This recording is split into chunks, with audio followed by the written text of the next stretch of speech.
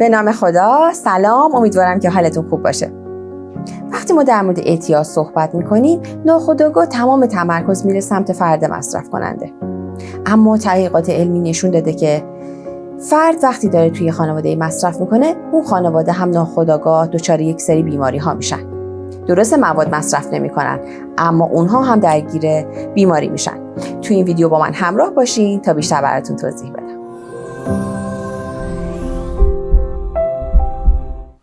گاهی ما یک فرد مصرف کننده تو خانوادهمون داریم. یکی از اعضای خانوادهمون مصرف کننده است. میبینیم داره زجر میکشه، میبینیم داره آب میشه در جلوی چشم ما. هر کاری میکنیم براش که بتونه ترک کنه. اما ناخودآگاه به خودمون هم داریم آسیب میزنیم، چون همه توجه و تمرکزمون رو گذاشتیم روی فرد مصرف کننده. اینجوری که مثلا من به عنوان مادر نگران اینم که وقتی بچم از بیرون برگشت مصرف کرده بیرون یا نه، سالمه یا نه. یا منی که همسر مصرف کننده دارم مدام تو خونه فکر و ذکرم اینه که نکنه سر کار مصرف کنه، نکنه بره پیش دوستاش مصرف کنه. و وقتی میاد خونه مدام چکش میکنم، جیباشو میگردم، لباساشو میگردم، ببینم که مواد پیشش هست یا نه. من دارم با این روند و این رفتارها نهایتاً به خودم آسیب میزنم و اتفاقی که برای من میفته، من دچار استرس و اضطراب میشم. گاهی من خانواده اگه فرد مصرف کنندم زیاد تو دهمون یا دستشویی بمونه، میرم فالگوش وای میسم ببینم نکنه صدای فندک بیاد، نکنه داره مصرف میکنه. پس من مدام درگیر این چک کردن هستم. این چک کردن برای من اضطراب و استرس ایجاد میکنه.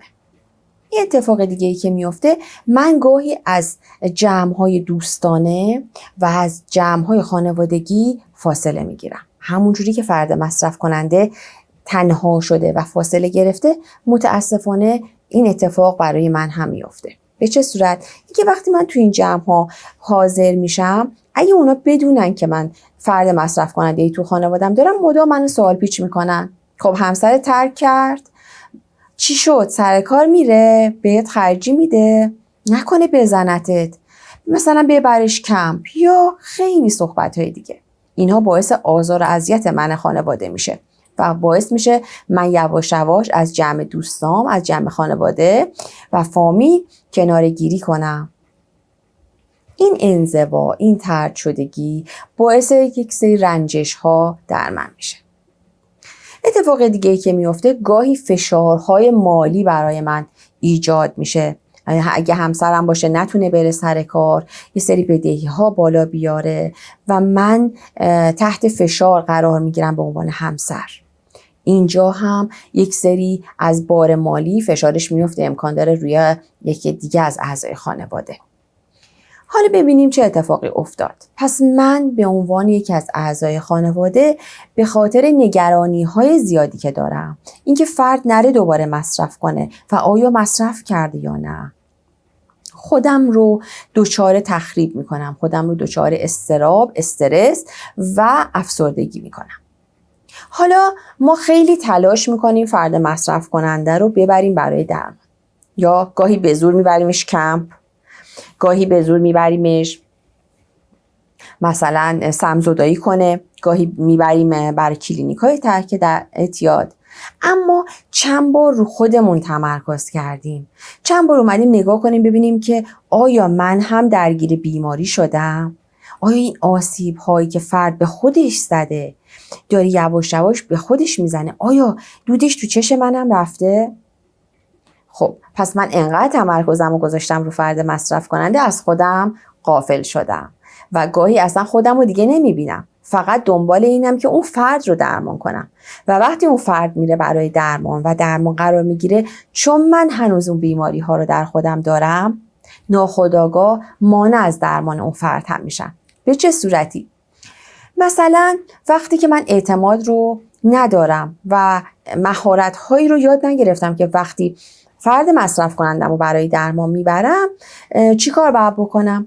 همون بی‌اعتمادی ها هنوز در من هست، همون سینجینایی که وقتی از سر کار همسرم میاد میگم بهش که کجا بودی، چیکار کردی، چشات چرا قرمزه، به امروز خیلی شنگولی بگو بخند میکنی، نکنه مواد مصرف کردی. همه این بی‌اعتمادی ها باعث میشه فرد دوباره سمت مصرف مواد بره.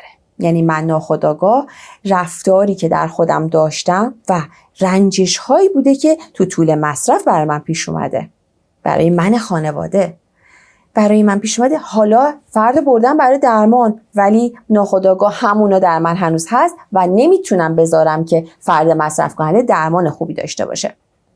گاهی من یه سری حمایت ها میکردم، مثلا بدهی هاشو میدادم و یا دروغاشو سرپوش میذاشتم و مسئولیت هایی رو که باید فرد مصرف کننده گردن میگرفت و خودم گردن میگرفتم. اینو باعث میشه که فرد مصرف کننده وقتی که تحت درمان قرار گرفته یواش یواش انگیزش رو از دست بده و دیگه مسئولیتی رو نمیتونه قبول کنه و انگیزه‌ای هم نداره که بخواد کاری رو انجام بده. پس من ناخودآگاه با حمایتی که خواستم انجام بدم یک ضربه دیگه زدم و امکان داره فرد دوباره دچار لغزش بشه. یه اتفاق دیگه‌ای که میفته، من خب یک سری اتفاق افتاده، یه سری بدقولی‌ها پیش اومده، یه سری عودهای مجدد توی این مدت برای مصرف کننده پیش اومده و من همه اینا رو دیدم. یعنی 1000 بار به من قول داده فردا دیگه مصرف نمی‌کنم، این آخرین بارمه، دیگه نمیخوام مواد مصرف کنم و فردا میذارم کنار.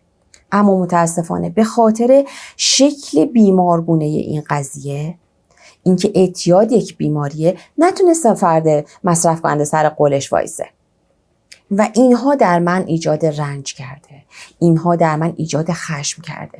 حالا چی میشه؟ حالا که فرد تحت درمان قرار گرفته، امکان داره من بهش این جمله رو بگم: خیلی ما رو نابود کردی یا تو این مدت، حواست هست این دفعه دیگه خراب نکنی، و یا یه سری حرفای دیگه که باعث سرکوفت زدن و یا ناخودآگاه باعث رنجش در فرد میشه.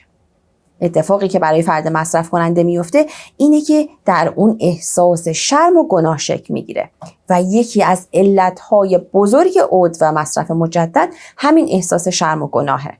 یعنی من مصرف کننده وقتی که این احساس شرم و گناه در من دوباره شکل بگیره، امکان اینکه برم دوباره مصرف مواد کنم خیلی زیاده. و من فرد مصرف کنندم رو بردم تحت درمان قرار دادم. حالا لغزش کرده، من نمیدونم الان باید باش چی کار کنم. آیا باید در کنارش باشم و یا روبروش بگم بابا بی‌عرضه ای تو دیگه نمیتونی، چند بار به من قول دادی، چند بار مواد گذاشتی کنار و دوباره شروع کردی. اما این لغزشی که کرده، من با این سرکوف زدنا هیچ درمانی براش اتفاق نمیفته. اون اصلا امکان داره بیماریش عود کنه و دوباره بره سمت مصرف مواد. اما اگه من در کنارش باشم، بگم خب حتما یه دلیلی داشته که شما لغزش کردی، بیا با هم بریم پیش مشاورت صحبت کنیم و درمان رو ادامه بدیم. یه اتفاقی که توی مراکز درمانی میفته، عزیزانی که با یه همراه میان، مثلا همسرشون، پدر یا مادرشون، طی جلسات همراهشونه، یعنی بعد از جلسات مشاوره فرد خودشون هم برای مشاوره کمک میگیرن. این افراد درمان موفق تری دارن. چرا؟ چون خودشون هم یاد میگیرن حالا که فرد مصرف کننده تحت درمان قرار گرفته، خب من هم باید یه سری تغییرات در روند زندگیم ایجاد کنم. من هم باید اون رنجش ها، خشم ها، اضطراب ها و استرس ها رو بتونم مدیریت کنم و یه سری مهارت یاد بگیرم. این مهارت ها به من کمک میکنه که حالا چجوری حمایت کنم. آیا باید به فرد مصرف کننده که تحت درمان قرار گرفته پول بدم؟ آیا باید پول داشته باشه یا نه؟ آیا باید همه کاراشو من انجام بدم؟ آیا باید اجاره خونه رو من بدم؟ مسئولیتاشو من گردن بگیرم؟ و اگه لغزش کرد چجوری باید باش برخورد کنم؟ من خانواده، پدر، مادر یا همسر یا حتی فرزند، این وظیفه رو دارم که یه سری اطلاعات جمع کنم که بدونم حالا که عزیزم رو بردم تحت درمان قرار دادم، حالا وظیفه من اینجا چیه؟ پس من هم بیمار شدم، من هم طی این روند درسته این فرد تخریب شده و با مواد خودش رو داشته تسکین میداده، اما من خانواده هم یه سری رنجش ها برام اتفاق افتاده. من هم نیاز دارم که درمان بشم. وقتی من درمان بشم در کنار این فرد، اضطراب ها و استرس ها از بین ببرم، اون فرد هم احساس امنیت و اعتماد بیشتری تو خانواده میکنه. یعنی وقتی ترک کرده میگه خب اینا به من اعتماد کردن، پس من دیگه نمیرم مصرف کنم. ولی اگه بی‌اعتمادی رو ببینه هنوز دارن شک میکنن بهش، هنوز دارن جیباشو میگردن، هنوز دارن کنترلش میکنن، این باعث میشه که تحت درمان قرار نگیره و بگه خب اینا که فکر میکنن من دارم مصرف میکنم، پس بذار برم مصرف کنم. این میشه که متاسفانه یک سری درمان ها ناتمام میمونه و فرد دچار لغزش میشه. پس از شما خانواده، همسر، پدر، مادر یا فرزند تقاضا میکنم این بیماری هایی که در شما شکل گرفته و ناخودآگاه هست، یعنی خودتون در اون هیچ مقصر نبودین، خب کمک بگیرید از یه مشاور. راههایی هستش که میتونید کمک بگیرید. یکی از این راهها صدای مشاور هست که خط ارتباطی هست برای افرادی که خانواده های معتاد هستن. میتونید شماره‌اش رو از اینترنت سرچ کنید، با اونها در تماس باشین و مشاوره لازم رو بگیرید. و یا وقتی عزیزتون رو تو مراکز درمانی میبرید، جلسات مشاوره رایگان هفته یک بار دارن این عزیزان.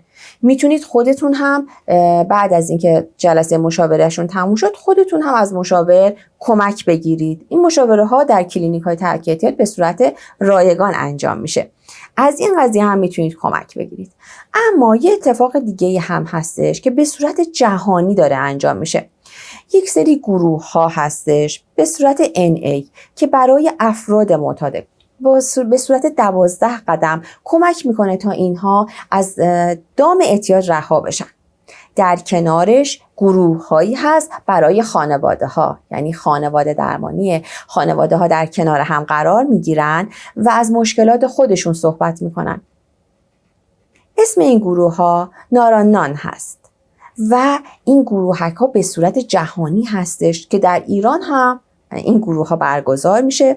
خانواده ها وقتی در کنار هم قرار میگیرن میبینن مشکلشون انقدر بزرگ نبوده، پس من مادر وقتی حرف مادر دیگه ای رو میشنوم میبینم اونم این استرابا رو داشته، اونم جیب بچه‌شو میگشته، اونم دچار این بوده که شب خوابش نمیبرده و نگرانی این بوده که بچهش کی حالش خوب میشه، اونم این استراب ها رو تحمل کرده. و یا میبینم که اونا هم نمیدونن که وقتی فرد دچار لغزش شده باید چی کار کنن.